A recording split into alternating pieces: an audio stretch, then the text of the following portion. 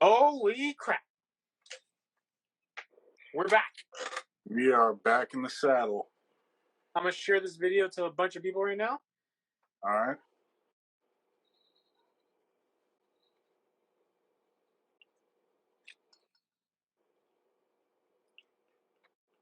Boop, boop, boop, boop, boop. We're going to have Rob Johnston on right now as well. Excellent. Oh, my goodness.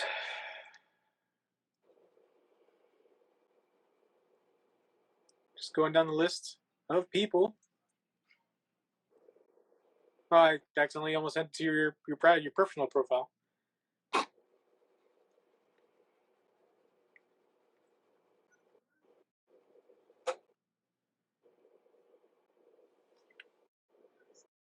Oh.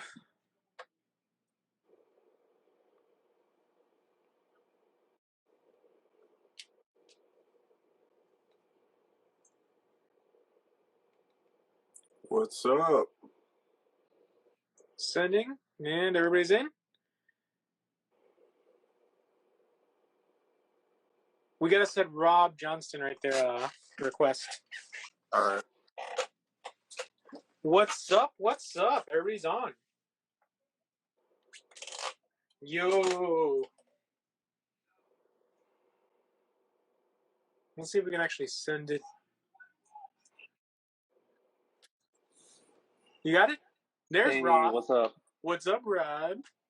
Just chilling. Just chilling. What's up, man? How are you? How's it going, man? Good. Oh, there's DK. DK. DK's another fellow tattoo artist of mine as well that works at Black Hand. Rob here works with us at Badgley. Hell yeah. Yeah, what do you do, man? What's your name? Justin. Hell yeah. Nice to meet you, dude. Nice to meet you, bro. Hell yeah. And then I think I'm fairly certain. Wow, a lot of people just joined in. What's up, guys? How's everybody doing? We're about to get started in about 2 minutes. So yeah, we got a lot of topics. There is a billion topics to go through. Sending it to Kenny, see if he's going to join. Sending it to Son of the Saint to see if he's going to join, Mr. Angel. And then, what's up, Manny? Hi, Denise. Oh, Kenny joined. Kenny joined. Hi, Denise. All right, send Kenny that invite. Will do. And then we'll get rocking and rolling. For those that don't know, everybody's here. Justin and I run Pop Link. And Rob Johnson over here, he's a fellow tattoo artist that works with me at Bad Fellow Tattoo. Badass as well. And then we're going to Kenny Calderon, I think, in this talk. He is the owner of Wildings Productions. He also does a bunch of comic book stuff with Marvel, Upper Deck, Fleer. I think he's going to be doing some covers in the near future that I can't not talk about. I just realized that, so I stopped myself. Son of the Saint, which is Angel, which will be hopefully joining us later on tonight, if not already. But he's not in here right now. So, let me send it again. Oh, who did we get? We got Kenny Calderon. Okay. Oh shit, what's up? Working on Invincible pieces, I can see. Sorry. Oh, there it is. Yeah, I can hear you. Oh, look at the face. Look at the face. All right, so in order until Angel gets here, we're going to start it now. But in order, everybody introduce yourself. Starting with Justin. Justin. Hey, what's up? I'm Rob. I'm at Bad Fellow Tattoo with Xavier.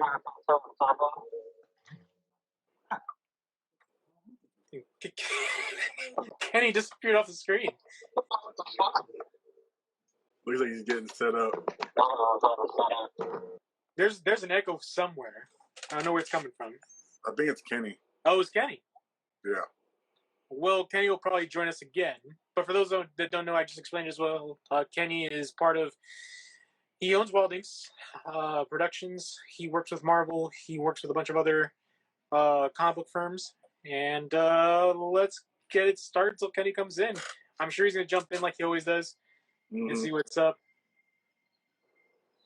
So where do you want to start? We got some DC news. We got some Marvel news. Where are we going? I'm gonna let you guide the topics, and then we'll just jump from there and segue out.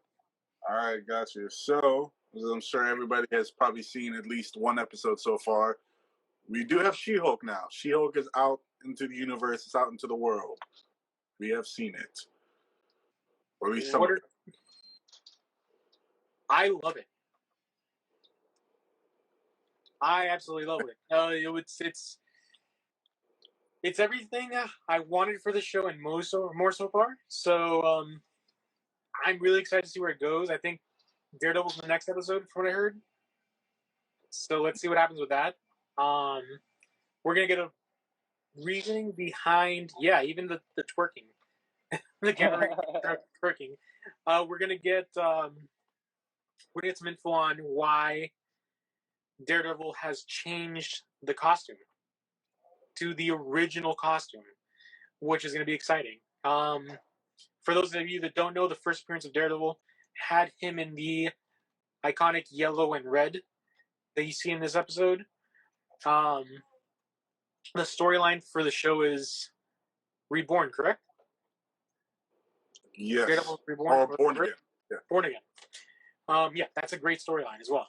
So, I mean, we're probably going to see a plethora of things leading into that as well. And it's going to kind of play itself backwards. Yeah. So, what are your thoughts? Yeah, that'll be tight. I've been excited for like a reboot of the Daredevil franchise. You know what I mean? Like, to be honest, I was about Daredevil since like Ben Affleck. You know what I mean? So even from like way back in the day, so it's nice to be like seeing like a good revitalization. You know what I mean? True. Yeah, I'm not gonna lie. I am a fan. Just because I was younger and it got me into Daredevil is one of the things that got me into comics. So the Ben Affleck Daredevil holds a special place in my heart. Not afraid to say it. But as far as She-Hulk goes, I love it, man. I love the fourth wall breaking. I love how they pretty much got right into it and explained how she becomes a She-Hulk, which is somewhat of her origin. You know, she gets some of Bruce Banner's blood into her, and then that's how she becomes She-Hulk. So I like how they're doing that. Very pop culture-esque. Funny, very funny. And she's killing it as She-Hulk. I love it. I love the supporting cast so far. And I can't wait to see where the show goes.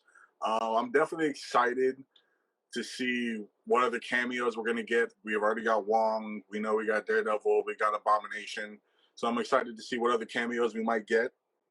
As far as Daredevil, we're going to be seeing a lot of him. We're going to see him in She-Hulk. We're going to see him in Echo. And then obviously, then we'll see him again in his own series, 18 episodes. So I'm excited. I think they're killing it with these shows. They seem to get better and better, or they seem to just get better in their own way and define things in their own way, which I really like to see. So I'm excited to see what else we can get from She-Hulk, but I'm loving it so far. Really loving it. Absolutely. And yes, to answer the question again from HPG _easy, it's Charlie Cox. Charlie Cox is returning and reprising the role, as well as there's a lot of rumors in the rumor mill that John Barenthal is going to be joining again as Daredevil. And pretty much everybody's signed their contract except for the gentleman that played Danny Rand, which is Iron Fist. Which I'm okay with. What's next on the docket? So, speaking of rumors, Penn Badgley is rumored to be Mr. Fantastic. Yes. For those of you that don't know who Penn Badgley is, if you've ever seen the show You on Netflix, it's about a serial killer stalker. It's a very weird Dextery meets Hannibal show. That's a good way to describe it. That's a good way to describe it. Or not? That's fair. Yeah, that's fair. Yeah. He looks cool. I think he can pull it off. I'm really, really about Krasinski reprising the role again. Yeah. Oh, we gotta invite Angel in. Oh, yep. Yeah, I mean, I'm really, really excited to see him in the role. Yeah, but I'm also very, very sad that they're not reprising Krasinski. So, Angel's here. Yeah, I just want to swing by and say what's up to everybody right now, but I really can't talk. I'm at the hospital right now. Oh, damn. My brother and sister-in-law just gave birth to a healthy baby boy. So. Oh, congratulations! Yeah, so I'm here now. So I'll be watching though. All right, for sure. I'll give a rep of what you do and who you are and all that stuff again. I am son of a saint. I am originally from Brooklyn, New York, but I currently live in Hoboken with my wife, and I am a digital artist. I do comic book covers, movie poster art. I dabble. What do you say? I specialize in hyperrealism. So if you guys want, you can check out my Instagram, _son of a saint. Has all my stuff, on there. Son of a saint. You can find me everywhere. We can't talk about here, but I'm sure Xavier will fill in the blanks of your humble breakdown. All right. Well, congratulations. I'll be on. I'll see you guys for sure. All later. Right, see you. So again, whoever doesn't know Son of a Saint, which is Angel, he has done movie posters for several movies. He's doing a few projects for a streaming service, which I cannot name, but it is a powerhouse streaming service. Everybody has it, I'm pretty sure. And that's as far as I can talk about it. But yeah, and that's as far as he can talk about it until it comes out. So yeah. Hell yeah. He's also worked on Marvel projects and a bunch of other projects as well. Back to it. Sorry about that. I was gonna jump in, and to be honest, especially with the Fantastic Four and everything like that, I'm excited for someone to say anything other. I'm excited for someone to highlight anything other than their origin story. You know what I mean? Like, they have so many fantastic like subplots and everything like that, especially going into like Reed Richards' kid and all that. You know what I mean? Like, they have like a fantastic fucking universe. They even have like almost gods, in my opinion. You know what I mean? So it'll be real cool that they finally really get into it. You know? Mm-hmm. Yeah. Franklin Richards, which leads into the Onslaught story, which leads into the whole revitalizing of the universe, the multiverse, and the craziness. And yeah, man, I'm excited to see what happens. Again, wish it was John, but hey, whatever, it is what it is. Let's see what happens. I'm pretty sure this guy can kill the role. So next up. Yeah, I'm confident. I mean, it's going to be hard because we're all going to pair him to Krasinski, and we wanted Krasinski, and then we finally got him, and then it's like we're getting him taken away from us in a sense. So it's going to be a little tough for him because of so many MCU fans. I'm sure people have watched you, but a lot of MCU fans are like, all right, we got Krasinski, and now you're taking him away from us. So I think that's the only hard part of him. You know, if he does get the role, it's going to be the only hard part of him going into it. Other than that, I think he'll kill it. Yeah. For sure. Agreed. Next on the docket, Henry Cavill, also rumored to be in talks with MCU. Well, supposedly he got hired. There's that talk that he just got hired along with a list of actors. Now, who is he going to play? What's he going to do? You know? For my money, since we've been talking about it and we know we're going galactic, you said a good one that I didn't think about, which is Sentry. But for my money, it kind of makes sense for Hyperion. Like, it fits like a glove. It makes sense. But I would love to see Sentry too, especially after seeing him do The Witcher. I think he could do the Sentry role as well. Yeah, same. I didn't think about this till the other day, but they were talking to Charlie Hunnam, which is the gentleman from Sons of Anarchy, Pacific Rim. He did this movie called The Gentleman, which I love. It's Guy Ritchie's return film. Return to the Gangster World film. They were talking to him to play Cyclops. You know? So how crazy would it be if Henry Cavill Cyclops? Like a battle-hardened Cyclops. Outside of Captain Britain, of course, because he's fucking British. So, you know? Honestly, yeah, it's a little on the nose. I think that'd be tight, especially because aren't they really leading back into like introducing the X-Men for the first time in the MCU kind of thing? So that could like really fit, you know? Yeah, because so Charlie Hunnam turned down the role. He openly said it. He turned down the role. Who is Cyclops? I'm saying Henry Cavill should be Cyclops or could be Cyclops, but Charlie Hunnam said that he turned down the role for Cyclops because the visor covers his face. And there's a lot of actors that don't like their face getting covered and all this other stuff. Yeah. But Henry Cavill doesn't seem like that type of dude. Like, given he could, I don't know, and Hyperion, if not, Sentry would fit Henry Cavill. Angel's like, nah, no way, LL or LMLO. So yeah, I mean, I don't know. What are your thoughts, guys? Well, you already said you want Hyperion. Yeah. What about you, Rob? Oh man, I don't know. To be honest, they could take it so many interesting ways. I mean, yeah, I'm just really excited to see the future of like the MCU. You know what I mean, and see what everyone's like really diving into. Because I feel like I've been kind of like, I don't know, their movies have been coming out and I've been paying attention to them, but I've been really waiting for that like home run film again. You know what I mean? Like that like Iron Man 1 kind of feeling. You know what I mean? They've not been able to recreate that. They've done a really good job of like doing awesome movies in the way things. But I just said it recently. My favorite movie from the new phase is Armie Hammer's comeback as Cyclops, laughing my ass off. I mean, that's what Angel just said. My favorite movie to date right now for the new phase is Doctor Strange. It's a very big anchor to bring everything back into Marvel and bring everything in to go ahead and open up the multiverse. So I agree with you. They haven't really hit a home run per se, but I think that they're well on the track. Especially in that movie, like stylistically too. You know what I mean? Like that's what like fucking like crushed it, man. You know what I mean? With all like the sacred geometry stuff going on, and it was really really cool. Yep. And then we have two good comments. So Angel just said Armie Hammer's comeback movie is going to be him as Cyclops, or this is what we were hoping for, and he'd be perfect for Marvel Zombies. All right, cool. That's cool. I could see that. And then HPG just said, I'm excited for Blade to be coming back to the MCU. Look, Mashallah is going to kill that role. I don't care what anybody says. Wesley Snipes, Wesley Snipes was awesome as Blade. 100% agree. I'm on that board. I'm on that train. But I think Mashallah is going to kill it. I think he's going to be the best Blade that we've ever seen. I mean, big shoes to fill. Like you said, Wesley Snipes is, he is Blade, and he killed it. I mean, you can say what you want about the three movies, but I'm a big fan of all three movies. I think he killed it.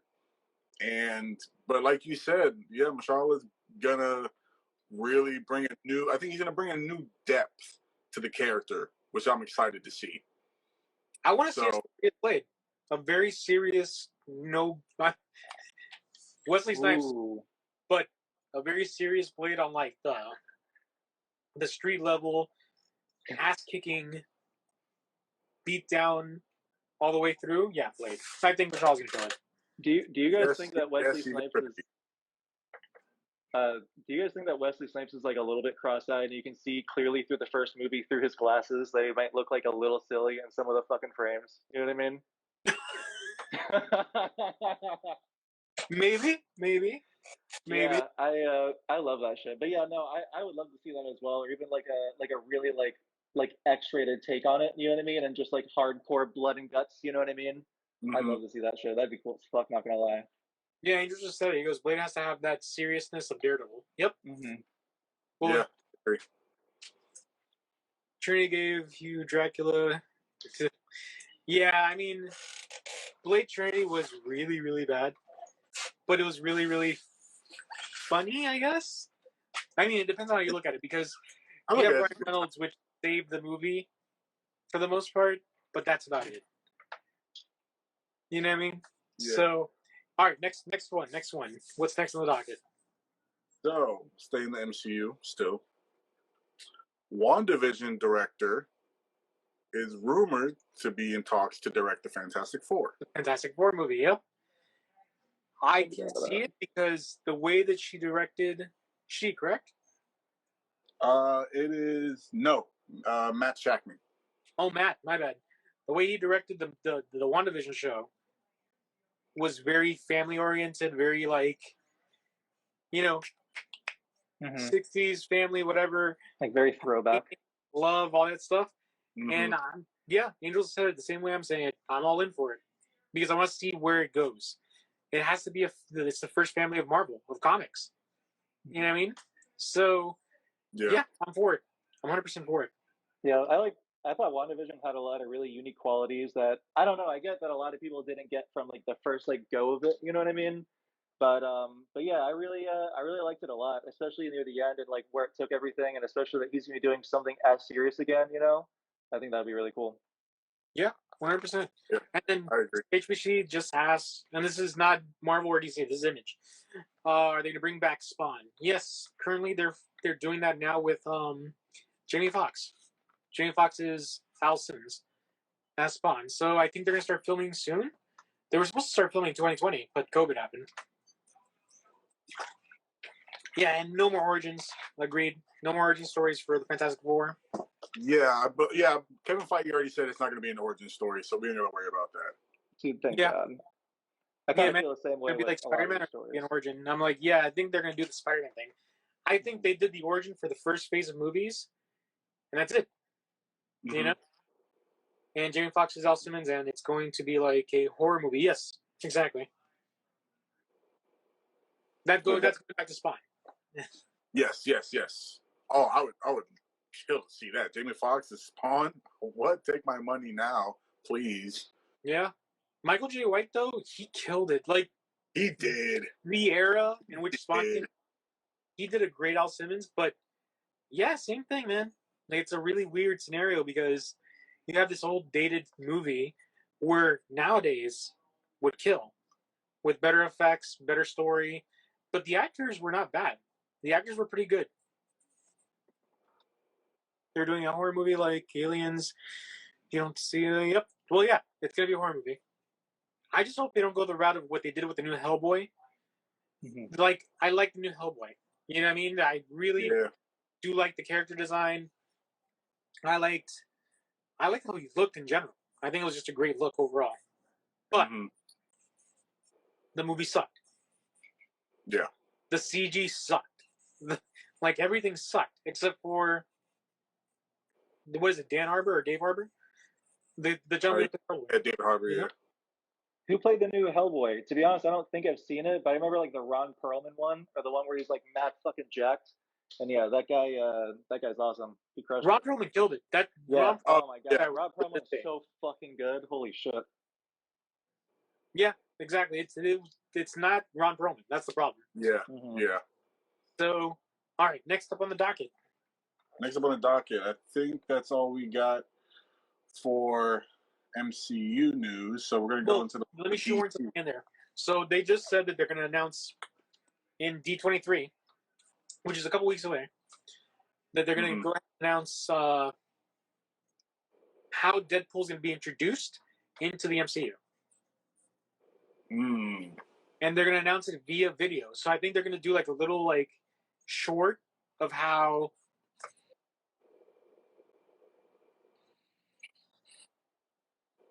Yeah. And then HPG asked, is there any word on who's good if John Bernthal is going to be replacing or reprising rather his role? Yeah, there's supposedly a lot of talks right now. They're saying there's already a contract involved, but nobody knows yet because nothing's official because Marvel doesn't let it out. You know what I mean?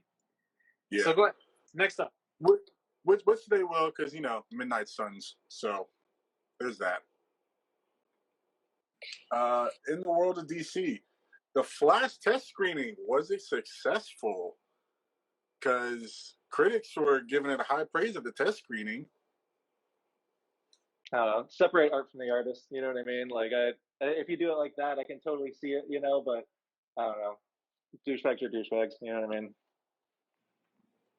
Agreed. I still want to see the movie. Like, hands down, I want to see what they do with this movie. I don't care. I mean, let me rephrase that. I do care what he did, but I want to see what he does with this Flash role, man. They already fired him. He's not going to get money off this anymore. It's over, you know what I mean? So, I want to see what's up with it. I feel like Deadpool doesn't care about the universe he is in. They influence any universe, and they straight up joke about it. Yeah.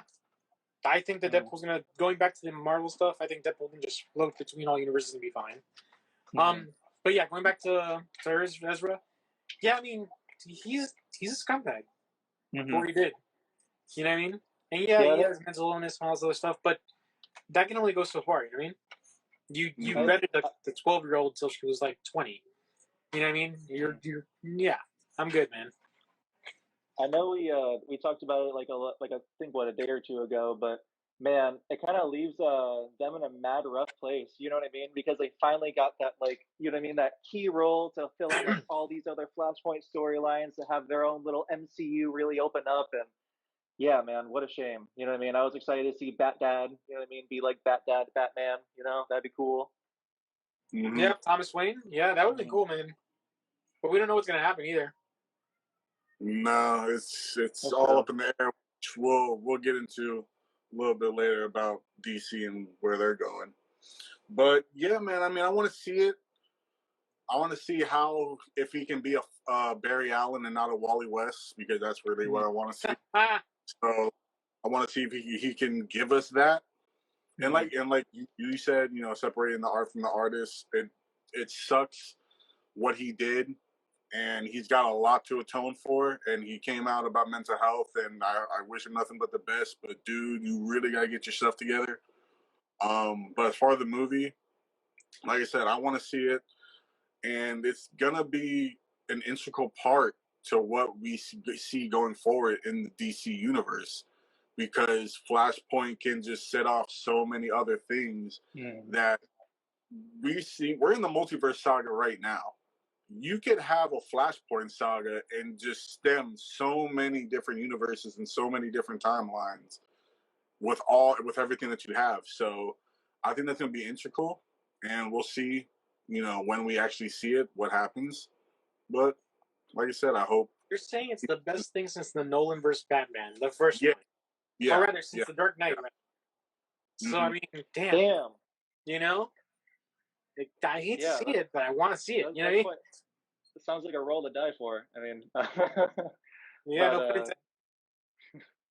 but, wild stuff. I'm excited. All right, next up. Like I said, we get to it a little bit. DC is eyeing Dan Lin to head their film division. Yeah, I can see that. 100%. I saw his track record. He looks like he's going to do a great job. I don't think anybody can beat Kevin Feige, though. No, and then I think that's the problem. I think therein is where the problem lies, because DC has been, instead of running their own race, they've been running in a race with Marvel, and Marvel got a huge head start on them, and that's why we got the Justice League thrown in our face way too early, and that movie fell because of it. Well, not because of that, but it fell because of what brought Marvel's success, which was Joss Whedon. And then Joss Whedon coming to DC, messing everything up too, because he wanted to do his own DC universe. I mean, I don't know. I want to see what happens, but overall, you know, they just got to keep up with their animation. Their animations are amazing. They got to bring back Matt Ryan as Constantine, in my opinion. I agree. Because that was a great show, that was a great character, and they just kind of threw him out in the wind with Legends of Tomorrow. So I agree. I feel like, in my opinion, they're always playing to like an audience that they don't have. You know what I mean? Like, yo, just like hit home where you hit home. You know what I mean? Like, you have a certain feel and a certain person trying to look for like this style of thing. You know what I mean? Like, just don't be Marvel. You know what I mean? Like, don't put out Superman. Like, put up, I don't know, just be everything DC like used to be. You know? Yeah, 1,000,000%. Exactly that. You just said it perfectly. They're trying to be Marvel when they're not Marvel. And that's nothing to be ashamed of. I mean, DC in their own right. I mean, a lot of people would say that that's the best comic book, you know, publisher. So the way I see it is, I'm a big Marvel fan. Marvel's what got me into comics. So Marvel will always be, if you had to make me pick a favorite, it's Marvel. But I can't deny that DC has some of the best toys to play with. I mean, you just have so much that you can do. It's a shame that we haven't seen them, you know, utilize it more. Yeah, utilize what they have. Yeah, I totally feel that, man. I mean, like Jared Leto Joker, like what? You know what I mean? Like, I don't know. You have so many like immaculate like fucking roles. Even like Batman's Pillar of Justice. You know what I mean? The whole Superman saga. Yeah, they just have like all these like wonderful fucking things. They have these beautiful tools. And they just don't know how to hit them. You know what I mean? Like, goddamn, sucks. Yeah, you're trying to fit a round peg into a square hole. That's Yep. And you're just gonna you're gonna get it. You're not gonna get it. Just restart. Like take a step away, get some fresh air, and then come back at it tomorrow. Because what you've been doing is just banging your head against the wall, and it's very public, and we all see it. Yeah, it's really bad. They canceled Fandom or Fandom. Let's get right into that. I have that on the docket. Let's get right into that. I'm glad they canceled it because they would have been spewing so much bullshit had they not canceled it. Because we all know that they don't know where they're going. I feel like you could pick almost any fan off the street and they have a better idea of what a DC universe should look like. Agreed. So with them canceling Fandom, it's like, of course, because, and you know, I'll throw this in here too. I had it on here as well. They pushed back Aquaman again, pushed back Shazam: Fury of the Gods again, Aquaman, and Black Adam. And they pushed back Black Adam. No, Black Adam's on docket. My bad. Black Adam's still on point. Okay. And to answer Manny's question, because he asked if it's going to be all linked together with Black Adam's going to be a standalone, which will eventually lead into the new DCU. With hints of the old DCU, because we know that Jason Momoa is going to keep the role. We know that Gal Gadot is still going to stay in the role. We don't know about anybody else. Henry Cavill's pretty much done, I think. Yeah, Henry Cavill's pretty much done. We've heard about Ben Affleck, maybe, possibly, but we don't know. Because we know he's in the Flashpoint movie, but now that they're probably going to have to do reshoots because they're probably going to have to put in another Flash or why he looks different at the end of that movie. So who knows where Ben Affleck wants to go going forward. That's what it is. I see it as Speed Force. That's all it is. Oh, it changed my appearance. Oh, wow. Okay, cool. You know, what's next? Right. Exactly. So what else we got on the docket? We also have, this is last actually, Matt Reeves signs a multi-year deal with Warner Bros. Discovery. Let that man have the wheel. Let Matt Reeves drive the whole bus. Just the plane. Let him take everything. Because Matt Reeves, with the Batman, killed it, in my opinion. Oh, 100%. As a Batman film, a standalone Batman, not Bruce Wayne, because I've already talked about my feelings about the Bruce Wayne part of it. But Batman itself, bro, killed it. The Riddler, okay, a lot of people were like, well, there's a 50-50. It's a polarizing role for everybody. Either they love the Riddler, or they think he's a joke. I like it because he has elements of Seven, Kevin Spacey, in his portrayal of the Riddler. Everybody's like, oh, he's not even really named Edward Nygma. It's like, yeah, he actually is. That's his middle name. If you look into the movie, you'll see that there's like a lot more going on. But you have to see it more than one time, too. Unless you're like me, it's just like, oh my God, everything's there. You know? No, you definitely. I had to watch it at least 2 or 3 times, yeah. Oh, there we go. Kenny's back on. Kenny! So let's bring him back in. But yeah. There is rumors that he's in Fury of the Gods, but nobody knows. Because when it was Comic-Con, they said, okay, we're going to bring him on stage, we're going to this and that, we're going to show him off, blah, blah. He didn't do anything. He didn't show up. Yeah, exactly. Kenny, request yourself into the there you are.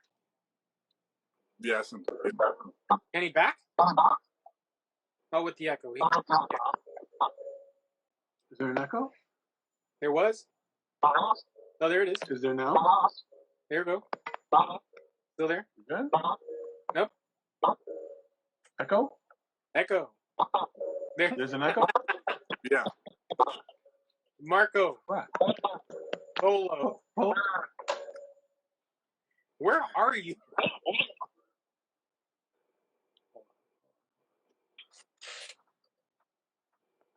Whoa, I look weird. Okay. I was like, I'm looking to see if I can see where he's at. Okay, yeah, we got no more echo. Cool. It's either that or Kenny just disconnected again. I'll be there for a little bit. I'm not sure if that's going to show up in the final, but hi, Kenny. How's this? Is this better? Better. Hey. Yeah. Kenny, No more grown. You're a little muffled, right. but I can hear you. Okay. Hello. There's like Hello, good sir. like I'm watching a kung fu movie from like the 70s. It's just hi. This is your brain on drugs. Not quite, not yet. Sorry about earlier. My battery died. We've gone through a lot of stuff since you've been gone, but you just made a bold statement that there's rumors that Henry Cavill is going to be joining Black Adam. So there's rumors that the original Snyderverse Trinity are going to be in these next few DC movies, right? Affleck will be in the Flashpoint movie, right? He's not going to have like a major role in it, but he's in it. Henry Cavill it's either in the Shazam movie or Black Adam, but I think it's more so in the Shazam movie. Gal Gadot for sure is in Fury of the Gods, for sure. I'll send you the resources that I pulled it from afterwards, but for sure, like Cavill, Cavill is still in. Ooh. So it's like how you guys mentioned that over the course of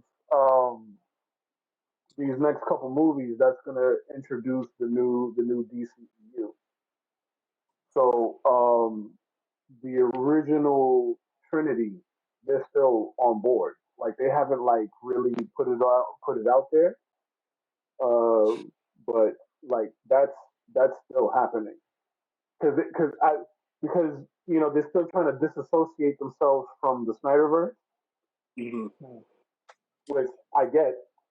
I don't know why like they would want to do that. The Snyderverse was awesome to me.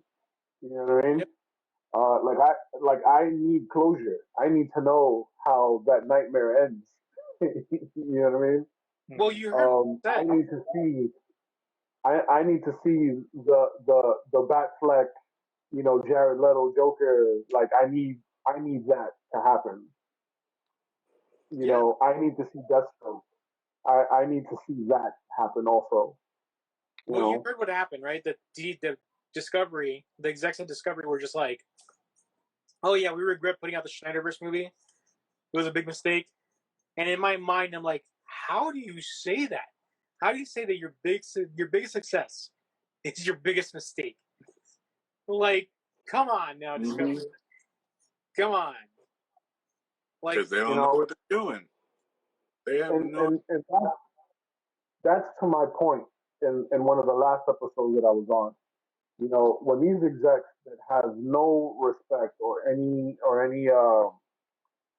I guess love for the source material, when they try to insert themselves in these beloved IPs, you know, they're looking at it from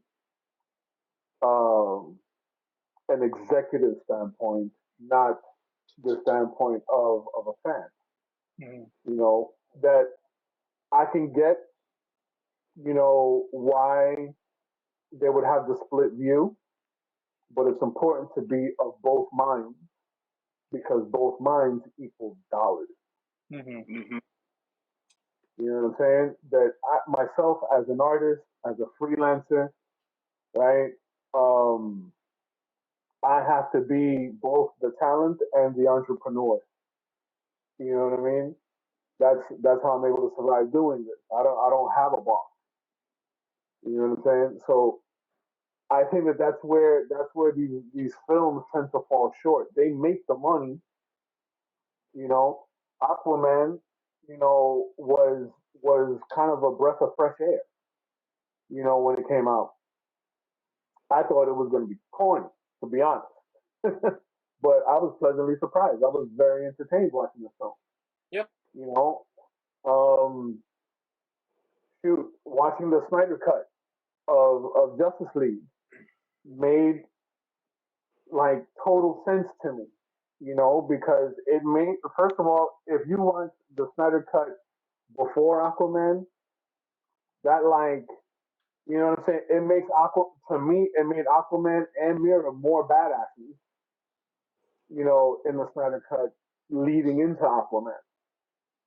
Even the Flash cuts that were omitted from the Joss Whedon version, that were shown in the Snyder cut made Flash more of a badass. They put Cyborg more so in the center of that film, so he felt like he was the heart of the team. I love that. I want to see him come back as Cyborg. Some more character development. I felt, absolutely, absolutely. Like I felt more connection to the Snyder cut version of Cyborg than in the Joss Whedon cut. I felt like the Joss Whedon cut tried to be more CW. Yeah. More of a CW. You want to hear my real theory on this? And I've talked to you about this extensively. I think Joss Whedon came in and said, I'm going to sabotage everything so they can clean the slate and I get my own universe. I believe that. Yeah, I believe that. I can see that. I really. I'm pretty sure he went in there with his chest puffed up because he directed Avengers. I made Avengers, bitch. You know what I'm saying? Like he was on that kick. And Avengers was like, that's where like really set the ball rolling and the momentum going for the MCU. Like I made Avengers, bitch. You know what I'm saying? Give me Justice League, and then I'll take over Justice League. You know what I mean? So for sure, like I agree with what you said. Like I'm pretty sure he came in there with a big head, swinging his schlong around in the whole office. So yeah, I'm Avengers. I can save the DCEU. Cracking it like Catwoman's whip, just yeah, it just you know what I mean? Like yeah, I'm Avengers. But he fell short because it didn't work. It didn't work. No. At the end of the day, what he did was he overworked the actors, reshot almost the entire movie, put a light red filter over the movie, and just shot on everything that Zack Whedon did. I mean, the Zack Snyder did, and said, okay, my bad. This is not my fault. Zack did this movie. This is me finishing somebody else's project, and I'm gonna clean my hands. Now give me the next project so I can kill it. Yeah. Which was originally wasn't it supposed to be Batgirl? Like he was supposed to take over Batgirl. Yeah. Yeah. And then Batgirl was supposed to be his baby. But then they cracked the whip and said, no, you suck. And you abuse every actor you have. Bye. Yeah. We're never letting you touch anything again. You can go away now. Yeah, he got canceled pretty heavy. With reason. That honestly, as a fan, I wouldn't mind keeping Zack on like say the Justice League IP. Yeah. Kind of like how the Russo brothers, like they run Captain America and everything Winter Soldier. Yep. You know what I'm saying? Which, by the way, have you guys seen? And then on Netflix. Which one? No, not. The Gray Man. No. Mm-mm. Oh yeah. Oh yeah. So it's the first time I've ever seen Chris Evans as a villain, like ever. Really? And it was the best really Chris Evans role since Captain America. I love him. Is it a movie or a series? It's a movie on Netflix called The Gray Man. Damn. It's opposite Ryan Gosling. It has God, what's this guy's name? Ryan Gosling. Ryan Gosling as the main character, and it has a pretty solid staff of artists. of actors. This guy, Billy Bob Thornton is in it. Billy Bob Thornton's in it. Yep. Chris Evans. Shoot. There's a few more. There's a few more that escape me right now. Their fight choreographer was Chris Evans. Chris Evans blew me away as a villain. Yeah. Like I hated him. Like I hated him. He got range. It was awesome. Like you can gyrate towards the situation of like, yo, this guy is just, ugh. You know, like he's just gross. Yeah. But yeah. So it was very well done, and you know, I think that it's refreshing to keep multiple directors that have different visions for the IPs that they have license to control, right? Like Taika over the Thor franchise, you know, James Gunn, you know, over Guardians of the Galaxy. Well, you heard what happened, right? Taika's retiring off of Thor, which is sad because I like Taika's take on Thor. But he's going to be doing the next Eternals movie. Okay. Which I think him doing a galactic version where we talk about like the gods and all that stuff, like the Eternals, having him take over something like that and giving a breath of fresh air while still keeping the same cast is going to really bring life to that series. Because technically speaking, that's exactly what Taika did with Thor. I think it could be less goofy. Huh? That's just me. I think that it could be less goofy. Mm-hmm. Now, Taika, I love Taika's work. Like, Free Guy was awesome to me. Right? Ragnarok was great. You know, because I felt like the previous Thor movies were trying to be Shakespeare. What in the shadows? He created that whole universe. Yes. And I love that show. And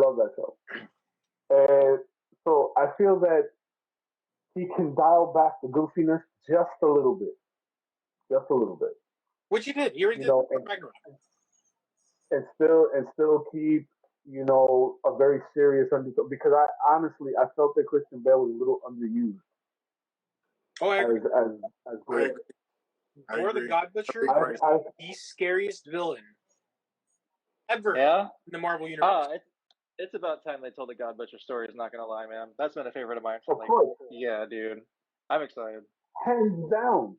The fact that Thor, 3 versions of Thor. Oh, so to be honest, I haven't had to come together to put down the God Butcher. Like, you know, for Thor to go Super Saiyan, quote unquote, to put down the God Butcher. You know what I'm saying? Like, that's its own MCU timeline in itself. Yep. Like, Gore the God Butcher should have been a big bag. Mm-hmm. I agree with that. That should have been like a huge fucking thing. You know what I mean? They should have released that just in theaters. Yeah, I agree. And tie it into, you know, because of the sword. Well, okay, so here's the breakdown of the new Thor movie, obviously. The Thor movie, we have Gore. We have the origin of how the Necrosword was born. Or not born, but how it was handed off. And that's pretty much all we got. And then we got, like 20 minutes, 15 minutes of actual Gore time throughout the film. Exactly. I think if Gore should have been Thanos level villain. 100%. And what we got was we got the equivalent to the Galactic Cloud. My next favorite villain since Gore. You know? And it was got the equivalent to the Galactus Cloud from the second FF movie. You know what I mean? Let's not talk about that movie. That's so bad. You know what I would love to see? Do you guys remember the What If series? I would love to see that done into like badass fucking movies. You know what I mean? I think that would be really, really cool. Just like one-offs, you know what I mean? Just get a unique director doing a unique fucking thing. Like, ooh. There you go. Yes. Like what Steven Spielberg did with Amazing Stories back in the day. Yeah. But they were like anthologies. You know what I'm saying? And each anthology was under a different director and a different vision. And I would love to see that. I think that would be a great Dude, ongoing like cinematic. Strange Tales like Creepshow. Okay, man. I like that. Oof, I like that. Yeah, man. That would be amazing. They got plenty to work with. Mm-hmm. But the big wigs that are cutting checks feel like because they're cutting checks, they have a little bit of a say in the creative process. And no, I feel like let the creators do what they do. I feel like what ends up happening is like kind of like what you mentioned earlier, where it turns into like the whole movie is being made with the one question of, okay, I'm paying this guy, who's paying me, who's doing this, you know what I mean? And they just hope and pray that the nerd shit just bubbles over and it's like a success, you know what I mean? And it's just like, exactly. I don't know, man. Yeah, you gotta change up those fundamentals, you know? Exactly. Yeah. Now, I think that Kevin Feige was a genius in creating the universe because a comic book fan, would see guest characters in other people's books. Mm-hmm. So he followed the same formula in the film.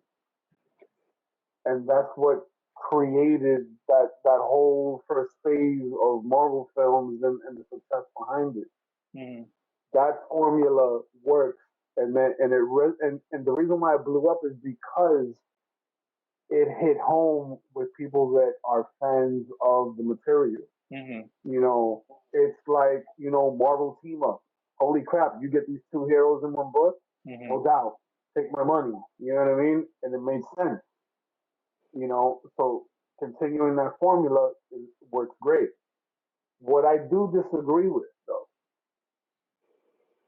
is how in a lot of these Disney shows, there's the broken hero path to redemption arc. Mm-hmm. Okay, you know where I'm going with this. Yeah. Okay, everybody's doing it, and it's in every freaking show right now. Well, not that. Well, I think that's what makes She-Hulk a very good show. She-Hulk is different. And I do enjoy watching She-Hulk because it's refreshing. There's a but though. Like I've never like read She-Hulk and felt like She-Hulk should be. She represents you. Dark.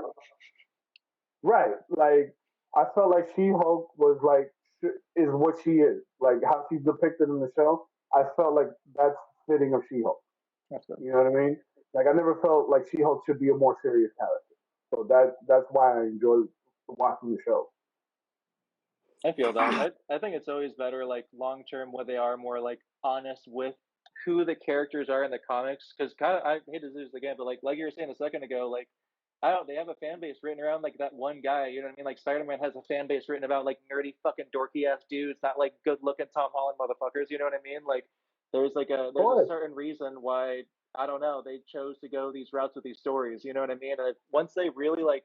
I don't know, just kind of represent the fan base, and not to say that they aren't now, you know what I mean? But yeah, I think they could really, really hit home. Just because, like, I don't know, man. Do you guys feel that way as well? How like sometimes there will be a movie and like actor is unrepresented of the actual person. It's like their own little rework of them. You know what I mean? It's pandering.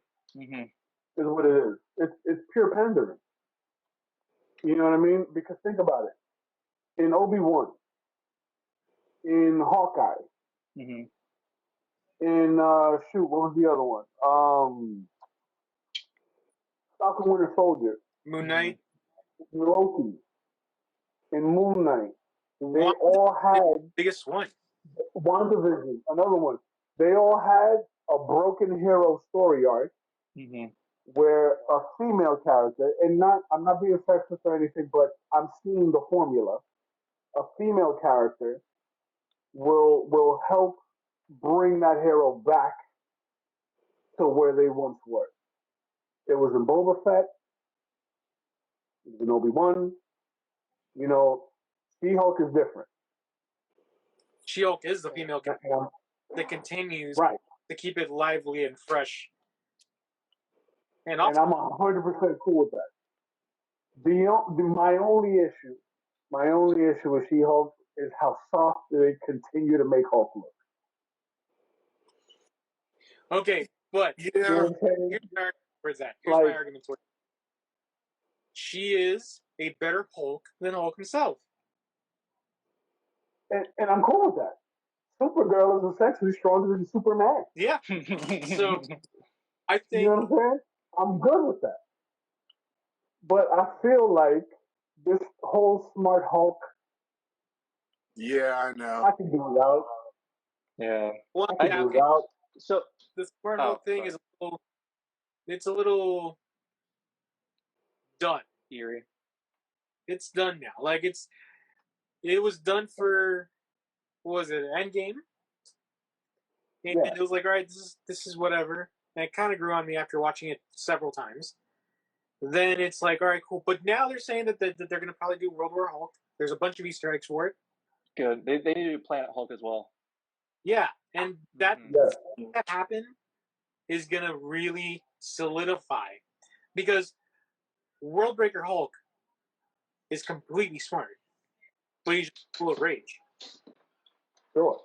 I think it'll be cool because, like, especially in, like, I think that series and the one that I mentioned, like, they kind of flip Hulk on his head, you know what I mean? Like, he was, like, the rage-building beast, you know what I mean? And all of a sudden he bleeds a little and flowers bloom, you know? Like, I think it'll be really cool to, and for especially, like, the viewers who haven't read the comics, you know what I mean? To, like, see that side of things for the first time and see literally everything just kind of flip and then get fucked out of imagination.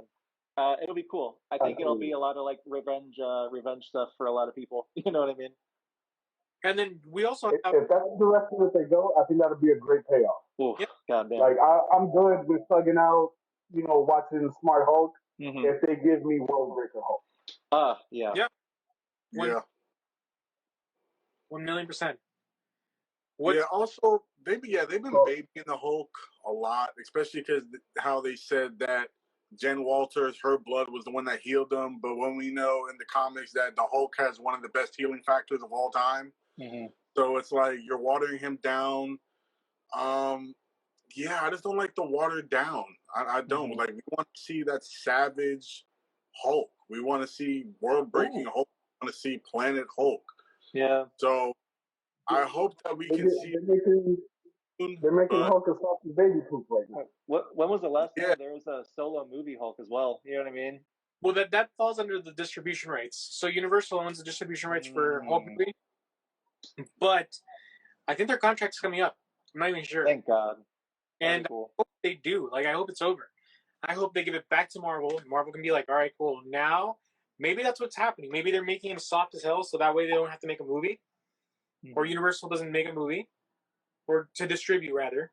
Or they can renegotiate the contract like Sony did and say, hey, we'll distribute the movie. Marvel, you do it. And I want to look, they did Doctor Strange 2 awesomely. Like, it's just amazing. Sam Raimi took the reins, and that was a horror movie meets, it's just Marvel. Like a new Marvel. That's how I look at it. It's a brand new Marvel. It's marvelous. It's marvelous. You know? And I say, if they do the same thing with Hulk, where they're like, hey, look, Marvel, you take the reins. Give it to Taika. I think Taika would actually kill it, ironically enough. Give it to Taika. Give it to... Okay. Who can I see really do it? Dude, brothers would kill it. I don't think a Hulk movie is in Taika's wheelhouse. How about James Gunn? Because like it works with Thor because Thor, even in comics, is kind of vapid.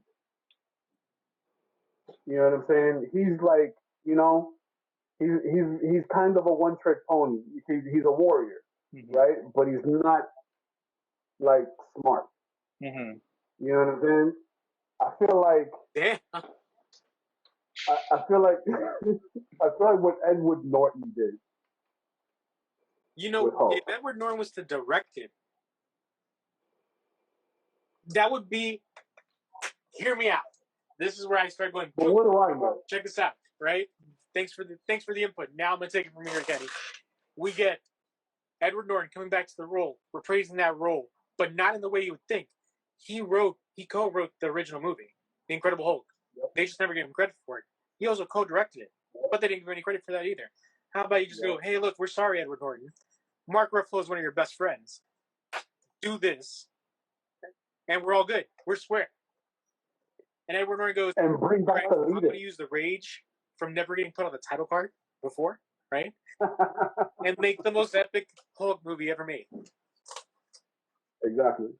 I'm with that 100%.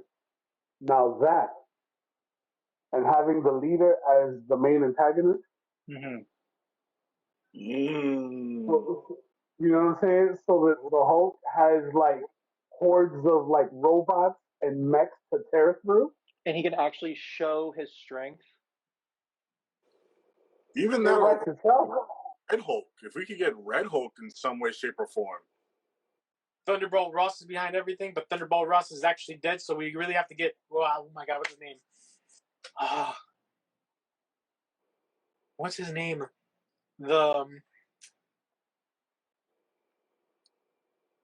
Alvin Lee?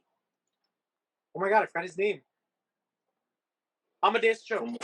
If we get Amadeus Cho. Oh, okay. Oh. If we get Amadeus Cho to come back as a Red Hulk and you rework that word. Or you know, to bring in Doc Samson. Or Rick Jones. Rick Jones's monster. I'm forgetting what his name is. The monster that Rick Jones turns into. Well, I mean, in the recent, he turned into Abomination. It's an Abomination-like monster. That's Tim Roth, yeah. But it's a little different. I'm forgetting the name. I think it's got a name similar to like Fallout or something like that. And I'm brain farting right now, but you know, even something like that.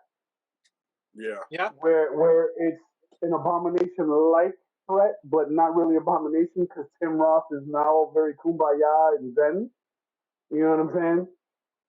Yes. But having the leader as the main antagonist, having a smart bad guy as the antagonist, I think is what's missing because we get that paradox of like the blind rage monster versus a methodical villain. Maestro. You know what I mean?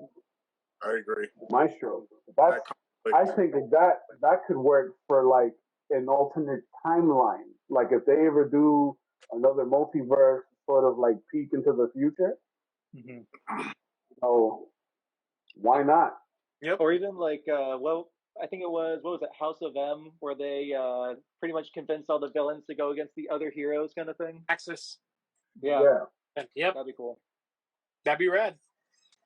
There's so many things Marvel do, and what we've seen is that Marvel taps into it anyway. Marvel will tap into something eventually and be like, "We're gonna go with this," and it's like, "Oh my God, we're gonna go with this." Yep. Oh my God, you know. Yep. Yeah, but it's always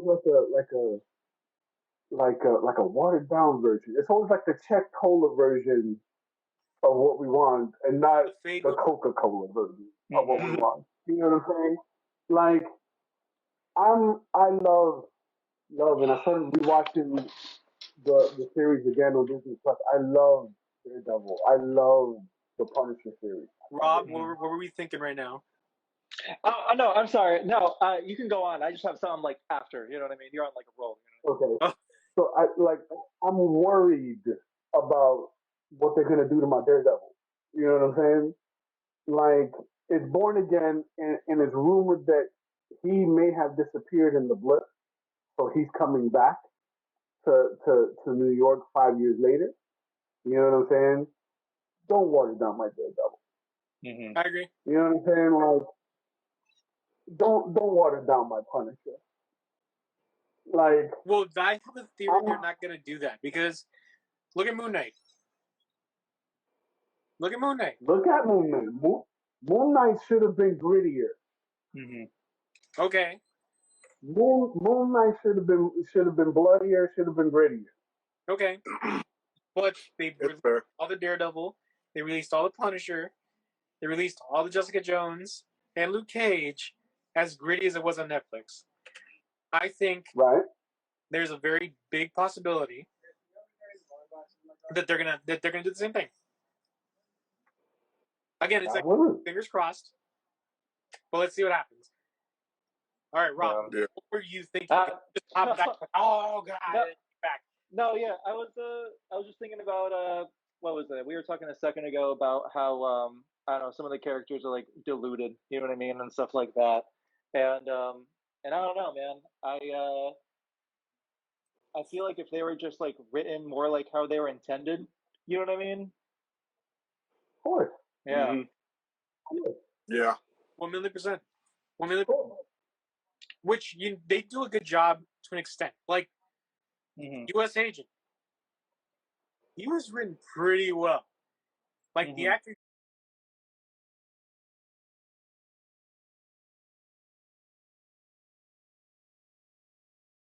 Two will not have that, but but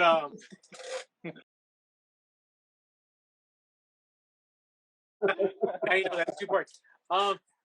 But yeah, no, the way that the U.S. Agent was written, as gritty, as shitty as he was, if we could see that through all the new Marvel shows, that'd be pretty rad. He killed those fake super soldiers in the middle of the street, bashes his head with a shield, and there's blood splatter all over. Yeah. Which, fun fact, when Disney came in and censored that did not work. No. But that's how John Walker was in the book. When he took over the mantle of Captain America in the books, that Steve Rogers was forced to be the captain, right, and wear the black suit, right? That's what John Walker was doing. John Walker was running these streets, like kicking, like Mortal Kombat, kicking holes in people's chests. You know what I mean? And throwing people off buildings and decapitating heads with the shield. Like this is what he was doing. Yeah. So when I saw that, and I saw the downward spiral of the character, I'm like, okay, I see what you're doing, and I like it. You know what I mean? And I'm seeing the build up to Thunderbolt or like a Dark Avengers that I'm also excited for, but it's got to be cinematic. It can't be like a Disney Plus. I don't like how it literally went from what you were describing to like I feel like these days what's up, man? I feel like these days what Disney Plus kind of did, and I don't know if they fucking realize it, but you know how like, they do all these like really cute like pop culture like jokes, you know what I mean, that the comics totally didn't have because they weren't written today, you know what I mean? Like the characters were like in that day and age. I feel like in a slight way it's also fourth wall breaking, and that's what also makes it feel just like cheap compared to like what it was. It's like, I don't know, like what if I was watching just a serious movie or like The Matrix? You know, what if they literally did what The Matrix 4 fucking did, and they just make fourth wall breaking jokes, and all of a sudden the movie is not as serious as it was intended? You know what I mean? All of a sudden Neo's like, nah, dog, I'm gonna get the fuck out of here. Let me Matrix out. Like, no, fuck that, dude. That's so stupid. You know what I mean? Like, why are they doing pandering? Yeah. That's the pandering that I'm talking about. Yeah, I feel that. And all of that pandering is completely unnecessary. Because people are gonna watch the show or watch the film because they're genuine fans, right? You don't need to pander to a younger generation because they have OGs in their family. Oh, like my son will ask me questions about certain characters, and I'll give him some backstory. Shoot, I have some of the books on the shelf, and I'll thumb through the books with him. You know what I mean? That's how these newer fans can develop that appreciation, which is where I feel like these creators are falling short. They're not giving the audience the benefit of the doubt. Yeah. You know what I mean? Agreed. That with the kids that I teach, right?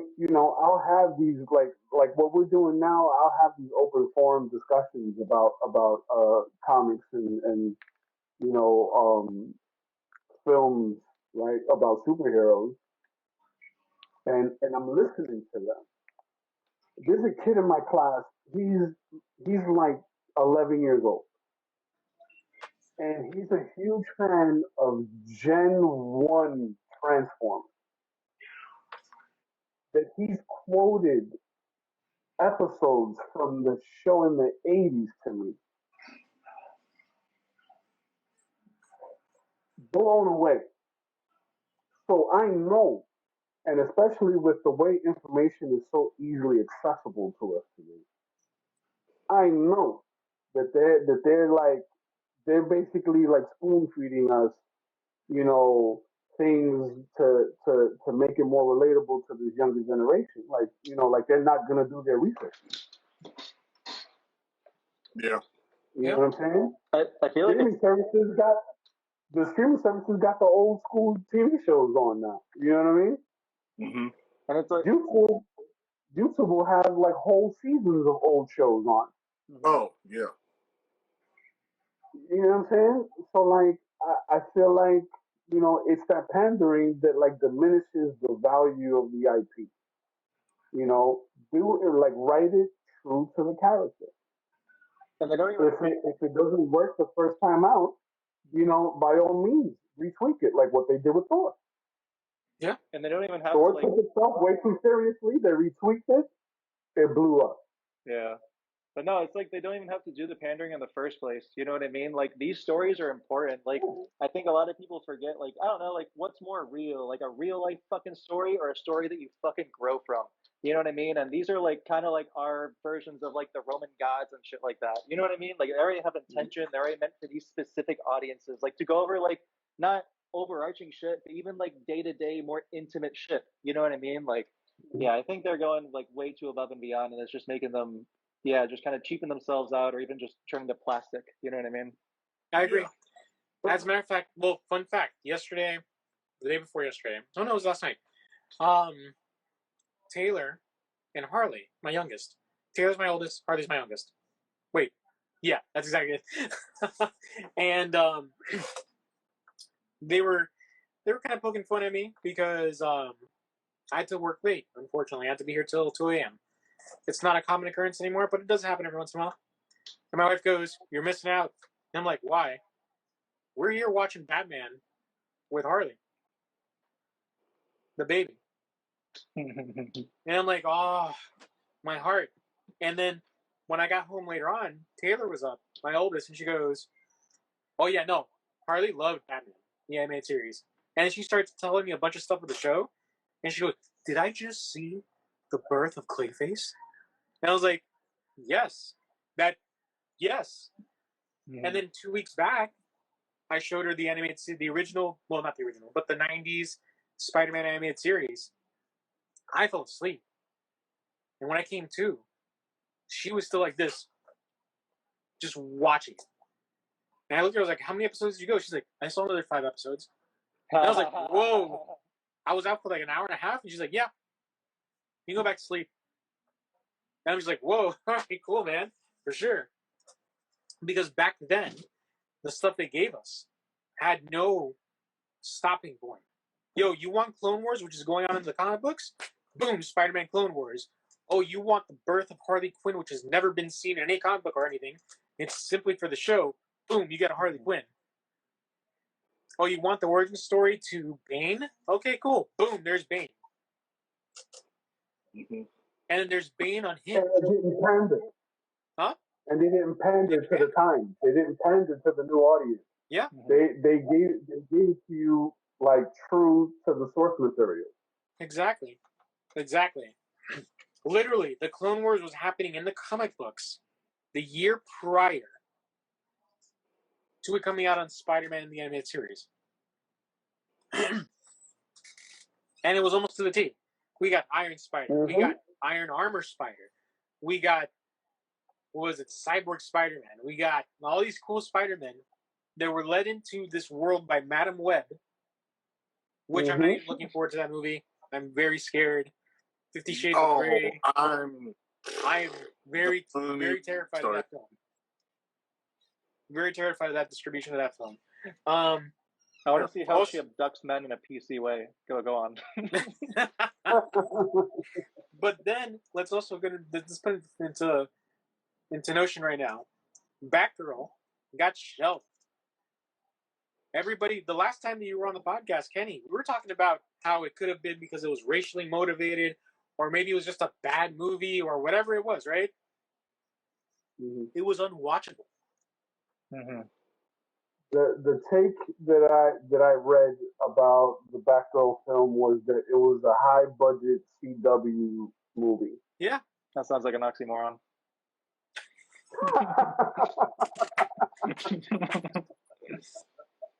Factual, man. Like that's the thing that sucks. Like, dude, for the Batman costume to look bad, the Michael Keaton Batman costume to look bad. Yeah. Which is like, how do you bad. do that? That's the thing. And then that you have to go out of certain things. I feel like you have to go out of your way to do these things, and I think it's a lot. I think it has to do with a lot of ego. Because we've been saying follow the source material. You have the rubric. The keys to success are in thousands upon thousands upon thousands of pages. All you have to do is look for them just a little bit and you'll find them. But I feel like it's a lot of ego because everybody wants to put a piece of their self into something. Everybody wants to make something their own. And I get that from a creative standpoint. I do understand that. But you also have to understand what you're working with and that there is guidelines to what you're working with. Mm-hmm. And if you don't follow those guidelines, anything that strays from that, we're going to look at you in a we're going to tilt our head and look at you in a sort of way. Mm-hmm. And I think something I didn't think about until just a second ago, but man, they sure picked a weird format to put movies out. You know what I mean? Like comics come out maybe even once a month. You know what I mean? I don't know. And over those time periods between those home run episodes, you know what I mean? Like Avengers and all these crazy ones. There's a lot of hype building up that they just frankly don't have building up this day and age. You know what I mean? That they don't have this TV show, or they're trying to get with TV shows, I guess. But I don't know. They just have way more stories and they're able to put out and cram into one super mondo fucking film. Mm-hmm. Well, that's why I think that Marvel doing what they're doing of breaking up into shows is possibly the best formula they can do right now. Yeah. Because you're able to tell a story along a very long form media, you know? Whereas in a movie, it's 2.5 hours and maybe 3 hours. And boom, that's it. That's all you got. And all that's cool. The movies are starting to get longer, less bite-sized, and a lot more condensed with a lot more information that you have to rewatch that movie 3 or 4 times. Maybe that's made by design, so you spend more money at the theaters. But here's the backfire to that. Maybe there's that one moviegoer that's just nope, that was boring. Bye. And they want nothing to do with it now, and they're turned off by it. And then how much more the brand, you know? And how much more screen time do they get going on a show format? You know what I mean? Even these days on Netflix, each show is 50 minutes. You know what I mean? And I don't know. I would love to see the difference between actors paid on movies versus Netflix shows. Because not gonna lie, man, I can get way more hooked and fall way harder in love with a character over 5 hours and 2 hours. You know what I mean? Oh yeah, for sure, 1,000,000%. Yeah.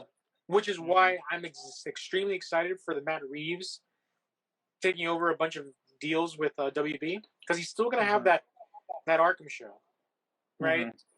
Where we're gonna explore a little bit about all the villains. Yeah. And then we're gonna see that new Joker, which I really want to see, because we got 10 seconds of him on the movie, and then we got that 5-minute deleted scene released afterwards, and that was just fantastic. And if I get to see a season of that guy, along with a bunch of other villains that were already put away prior to the movie by Batman, and then they confirmed that little green gel that he just plunged into his leg in the movie was Venom, and Bane's in Arkham, forget about it. But then now you have a long form. So you go show, which is in tandem with the movies, and you put, you know what? That's why Phase 1 and 2 were so successful with Marvel. Because they had Agents of S.H.I.E.L.D. Yeah, Jessica Jones was kind of fresh. You know what I mean? That shit was tight, dude. Not gonna lie. And we're all somewhat interconnected. Originally, the Netflix shows were interconnected with the movies because they were talking about the incident in New York. They had whole posters have you seen him? Stuff like that. I think about it now, Phase 1 and 2, prior to the license splitting and all that crap that was happening, they were so successful because there was a weekly show going on, if not a monthly show or bi-monthly show going on for about 12 episodes a pop, that loosely, if not closely linked to the movies. And this is, again, why Marvel right now is still killing it. They may waver here and there, but overall, they jump in, they're like, hey, there's a new show, it's going to be part of the universe later on, but somewhat they go ahead and mention Boss the God, and which is linked to Moon Knight, which is the sister, it's all these things that go in play. That you're like, oh, cool, now I go ahead and I link up to this, and this is how I'm going to segue to this. But that's what I'm saying. It's the same formula of the comics. Exactly. You still get the monthly drop, right? That'll lead up to like a graphic. You know what I'm saying? A graphic novel that sort of like culminates that story arc or something. You know what I'm saying? Yeah. Or like, those monthly drops. You get them in a trade, and it follows along a particular story canon. You know what I'm saying? It's the same book formula. Yeah. Which again, this having is what having the easily accessible series. Yeah. The way it was edited to me was a comic book. So I know a lot of people hated it. A lot of people were like, it could have been done better. It could have been this. But overall, it's like Thor's here, then he's in a different costume here, then he's in a different world here, then he takes out this god, and he comes over here, and he's fighting, whatever the case may be. But yes, going back to one little thing was Gore was underused. Gore should have been a big bad. The Necrosword should have been introduced in a very, very strong format, meaning, all right, it gets shattered a little bit, it comes back, boom. Oh, now at the end of the movie, post-credit scene, no, boom. Where's my sword? I totally agree with you there, because at the end of the day, like, doesn't I forget if he takes an arm and an eye, but I'm pretty sure he takes a fucking arm and an eye, and who else can devastate Thor like that ever? You know what I mean? Yeah. Like, just ever. Like, that was supposed to be like some crazy fucking shit, dude. He's a god butcher. You know what I mean? Like, what the fuck? Yep. And on that same form, like Black Manta with Aquaman is the same thing. Black Manta took his son, killed Aquaman's son. Yeah. Which there's 3 of us in this group chat right now that are fathers. And if our kids die, like that's a whole other. I'm coming after everything. Oh yeah. I'm taking everything you got, bro. And I wish they would take that instead of just making fucking jokes. You know what I mean? Like, keep that intensity. You know what I mean? Like, let's just let's get into it. Yeah. So what do we know? Is there anything left on this docket? No, there's not. Everything there is to cover. Bro, Midnight Suns. You know it's not Midnight Suns. This is true. Now, Rob's new to this, but every single episode, we talk about the Midnight Suns and how close we're getting towards it. And here's a fun fact. It was already dropped by 2 different actors that it's being talked about at the studios. It's happening. So, Oscar Isaac was in Egypt with the director of Moon Knight. And they were talking about, they're like, oh, why else would we be in Egypt? And Oscar Isaac comes in the screen, boom, because we're working on Moon Knight Season 2. And he pops off the screen, it's like, what? And then later on comes out, he's like, yeah, I can't wait to get the Midnight Suns on screen together. Yeah. And then you have Wong in She-Hulk doing this pose or whatever the case may be, and he's like practicing different moves. And then it pans out and you see Johnny Blaze, a postcard for Johnny Blaze, which is where? Midnight Suns. We can get Wong into the Midnight Suns. We're getting a badass Suns. We're getting Werewolf by Night this summer. I mean, this winter. We're getting right now in a couple months. Werewolf by Night as Disney Plus. Werewolf by Night. Yes, for Halloween. Born Again. We're getting Born Again. So John Barenthal's pretty much confirmed, even though he's not confirmed, as the Punisher back in. Yeah. You know, it's all there. It's all there. We're gonna get the Midnight Suns. They're not gonna pushing lie. the video game. Yeah. I think Johnny Blaze should keep the same actor. They should have the Nicolas Cage Johnny Blaze anthology strong. No. Oh yeah, that'd be great. Do you live under a bridge? Are you trolling right now? Yeah, I'm totally teasing. But dude, not gonna lie, he did good in what was that? You ever seen Martha? Mandy? With Nick Cage? It's not that bad. There's a couple weird freaky deaky scenes, but he gets really into it. Mandy or Martha? Mandy, that's what it is. Mandy, yeah. Mandy was really tight. That movie was really, really good. If he could bring that with Ghost Rider into the MCU a little bit and just leave that straight red filter. With Spirit of Vengeance, which was the second Ghost Rider film, personally I like that one better. With Idris Elba. Like, the first one was campy. It was very Fox. It was. Very Fantastic Four-y. Yeah. But when they went ahead and they revamped it and they said this is going to be a soft reboot with Nicolas Cage in, I thoroughly enjoyed that one. Like, if it was on FX anytime, I'd be like, I'm going to watch that for a little bit. Because it's actually pretty decent. Given some of the CG's crappy, some of the acting's whatever, but you know what? Going back. Now that I think about it, old Johnny Blaze as Nick Cage, and then him passing it off to Danny Ketch, or bringing back Rob. Yeah, you know? I mean they could totally bring back Robbie Reyes. Yeah, bring back Robbie Reyes. He's still canon. Yeah, I'd totally be down for that. I don't know if anybody realized that he's still canon because the MCU changes the shield is still canon to everything that's going on in the MCU right now anyway. Yep. Why not all three? Why not all three? Why not all three? Why not all four? You know, and have them go up against, you know, dude, why not finally bring in Mephisto? That'd be cool. I was just about to say it. Yep. Let's stop with these Nightmare. The same villains that Doctor Strange has, for the most part, are the same villains that Ghost Rider has. So whatever Doctor Strange can't take up, Ghost Rider can do. What if instead of making Mephisto the antagonist, they make him the protagonist? You know what I mean? They kind of flip the series on its head and they start showing him how he's been like teetering in different people's storylines to get his best possible end goal. You know what I mean? Like, I think that like they did with Endgame with Thanos. Yeah.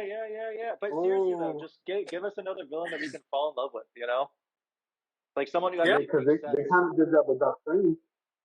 Dude, they kind of did that with Doctor Strange. Killmonger. Doctor Strange is true. There you go. Killmonger is my favorite villain next to Gore now, and it's because I actually like Killmonger. Killmonger could have been the next Black Panther. Instead, he got pushed to the outskirts, and now you're not even a king. No, you're a king. You're Killmonger. But whatever. Yeah. Well, okay, so let's leave on a strong note here. We're going to start doing this again. It's been a very weird few weeks for everybody here. Rob's new to the shop. Rob is tattooing like a beast. I'm actually planning on getting a Metal Gear Solid piece from Rob. Because we're both So Rob's new to everything around him right now. All surrounding. So he's going to be a regular, hopefully, on the podcast. Kenny, you're a regular always. Whenever you have chance, that you're not teaching or any of that stuff, you come on. So same thing with Angel. And then Jay and I both pretty much run this. So Jay runs most of it right now because I've been tattooing a lot. I hadn't had time. Jay's putting out as much as he can, so let's give it up for Jay as well. Where every video you see that's not tattoo related has been Justin. So he's been keeping it down while I've been tattooing like crazy. So, but let's plan to do this more often. Maybe once a week now, hopefully. It's going to be a little bit hard for me specifically because I have the Pokedex project in September, but at least bi-weekly, again. Rob's seen some of the tattoos I've been putting out for the Pokedex project in person. And what I'm doing for the rest of this month is going to finish off the rest of the tattoos I have booked out for the Pokedex project, which is a Pokemon Ran tattoo event that I'm doing at the shop. It's already booked out. I have no more slots. But in August of 2023, I'm doing it again. And hopefully more artists are going to join this event, which I'll head. And maybe we can make it a bigger project. Mm-hmm. But all that will be coming in time. Not yet. At the end of the month, I'll also be releasing a documentary-esque thing on the Pokedex project. Mm-hmm. More towards like mid-October, really. And then mid-October, I'll be announcing Switch. Say what? You should do a line work book of them. The Pokedex project, once you've done like a year or two, you should release a couple books of the line works. Oh, yeah. I could do that, too. I'm releasing some prints as well for it. Like, all the Pokemon tattoos I've done that are like, you know, like the Zombie Mew. That's going to be a print in the next couple of months. The Blastoise I did, which is not part of the Pokedex project per se, but it's a custom Blastoise I did a couple months back. I'm going to release that as a print and a shirt. Maybe in a hoodie. The Gengar, which is a shirt that I have. It's part of the Pokedex project right now, which you have a print for. That's going to be a hoodie in October. So stuff like that. All it's going to be available for pre-order in the next month or so when I have everything figured out. But yeah, there's that. So my end is a little bit too tied up right now, but I'll definitely be doing this every 2 weeks. Yeah, and I hope that we can all do this together every 2 weeks. Yeah, I'm down. And hopefully soon we'll be able to do it in-house at the shop or somewhere where we have microphones and the whole like 9 yards doing actual podcasts. You know, what do you guys say? Once every little while we can do like a drinking episode or something like that, where we all get together, like you were saying. I would love that. Yeah, I mean that's eventually I would love that. Yeah. Yeah. So, all right. With that being said, yes, I'm Xavier, and I am Justin. What's up, Rob? I'm Kenny. And later. Have a good night, guys. Have a good night.